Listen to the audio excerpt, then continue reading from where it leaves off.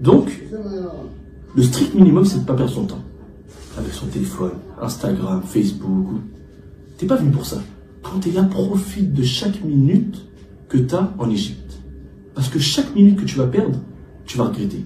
Et c'est des minutes de ta vie que tu perds. Chaque minute qui passe, c'est une minute de ta vie que t'as en moins. Et elle ne reviendra pas. Inch'Allah ta'ala. Vous allez faire un texte en Mustawa 1 à Ibala qui s'appelle Al-Waqtu min Dhahab. Le temps, c'est de l'or. Alhamdulillah, il a été profitable ce texte. Non. Ensuite, j'ai mis délaisser complètement les séries, les films et toutes choses illicites qui éloignent d'Allah subhanahu wa ta'ala. Pourquoi j'ai mis ça? Parce que j'ai vu certains frères et certaines sœurs regarder des films et des séries alors qu'ils étaient en Égypte. Et ça, c'est un gros problème.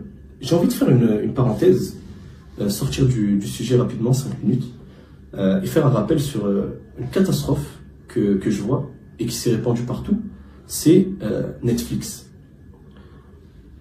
Netflix, c'est en train de tuer le cerveau, et j'ai même pas envie de dire des jeunes, des musulmans de manière générale.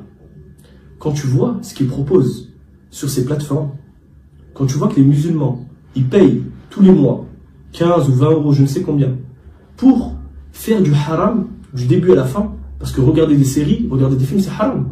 Qu'est-ce qui rend haram? Est-ce qu'on a le droit de regarder le visage d'une femme étrangère en tant qu'homme? Est-ce qu'un homme, il a le droit de regarder, est-ce qu'une femme, pardon, elle a le droit de regarder le visage d'un homme étranger? Déjà, même si elle était voilée, tu n'as pas le droit de regarder son visage. Alors que dire des femmes qui sont dévoilées, qui sont maquillées, etc., etc. De plus, il n'y a plus une série, si ce n'est où il y a des scènes, il n'y a plus une série où ils ne vont pas mettre un homosexuel. Au point où les musulmans, aujourd'hui, les jeunes, beaucoup d'entre eux, illa man rahimahullah, ils commencent à trouver ça normal, l'homosexualité. Jusqu'à ce que j'ai vu des gens, wallah al-azim, qui disaient, j'ai fait mon coming out, ma famille l'a accepté. Et les gens, ils lui disaient, félicitations. Na'udhu billah.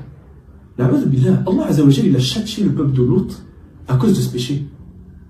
Wallahi, on m'a rapporté qu'ils ont fait une série sur une femme musulmane, voilée, qui enlève son voile, qui fait zina et qui devient homosexuelle.